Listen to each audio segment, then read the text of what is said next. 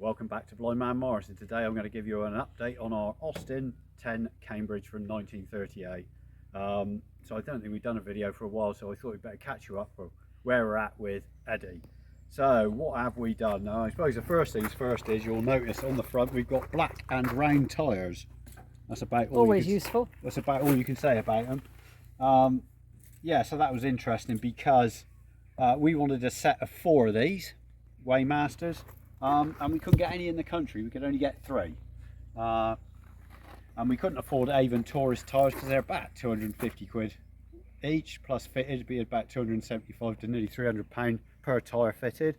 That's not for us, so we had to do Waymasters on the front and Roadmasters? Yes, Roadmasters on the back. TT ones on the back. So that's what we could do with those. So it's quite difficult to get tyres for these cars in tyre sizes unless you want to pay big money. So they are 5 by 5.25 16 tyres, cross ply. Cross ply. Yes. And I think the next major thing we did was, it was a control box, wasn't it? It was. You did this, didn't you? So there we go. The reason we did the control box is because we tested the charging circuit and it wasn't charging. And we did some more testing on the control box, and then I cleaned the control box, and we did make some improvement to it, but not enough. Not enough. So we've replaced it with a solid state. We have done a video on that, so we did that, and we also replaced the coil, not because the coil had gone, no, but because the connection on the end of the coil where the king lead goes in had gone, and we were getting intermittent issues with the connection and it sparking, and we narrowed it down, and we're going to have to do a video on that because that was fascinating. Yeah, it was. To the connection on the king lead, and this is the connection here. So we replaced the coil, and we took the coil that we took out of Libby and put it in the car. Yeah. So Libby's spare coil is now on here. Oh yeah, we replaced the distributor cap and rotor arm. We did. We went to Distributor Doctor and got a distributor cap and rotor arm and replaced those as well. And we will go underneath and show you the next thing we did. Oh yes. Okay, so we're under the car and we're on the driver's side, and what you're looking at there, if I reach it with my hand, is the clutch adjuster. So this is the clutch linkage here, really simple in comparison to a Morris Minor. And what happened was we did the stuff on the car, we did the tyres and the control box, got back in the car, and having been able to get it into gear loads of times, we couldn't get it into gear.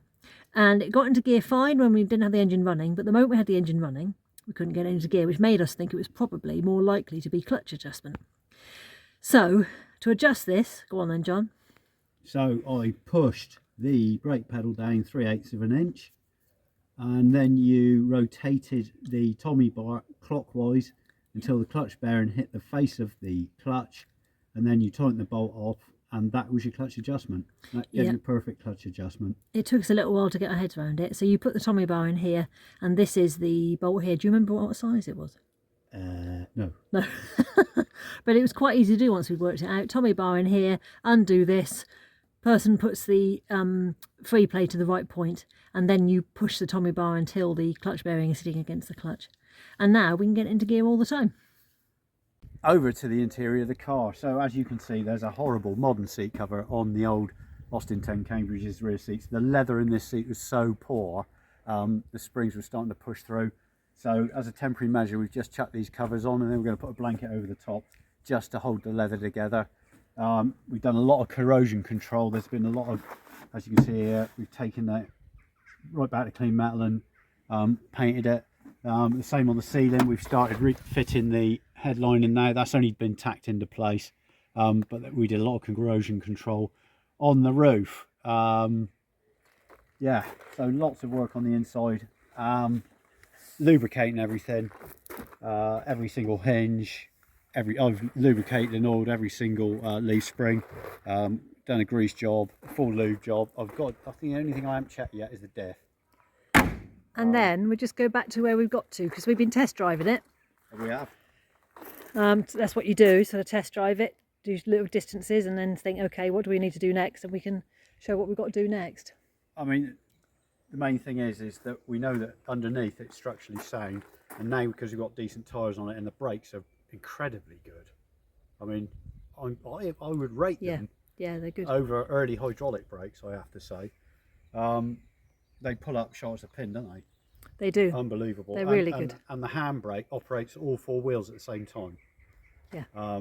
Yeah, the handbrake's really good and Yeah, holds it's the car as well. massive, really good. Yeah. But really impressed. while we were test driving, if you just open the I could do that. bonnet for me. Oh, the leak. Yeah, so it happened twice actually, and I thought, oh, I said to John, I can smell something in the engine bay, and then I could see what I thought was smoke. It wasn't smoke, it was steam. And so we came back and we ran the engine again, and the water pump, this is a Smith's auxiliary water pump, is leaking here, and what it's doing is spraying water over the heat of the engine, but also on the electrics as well.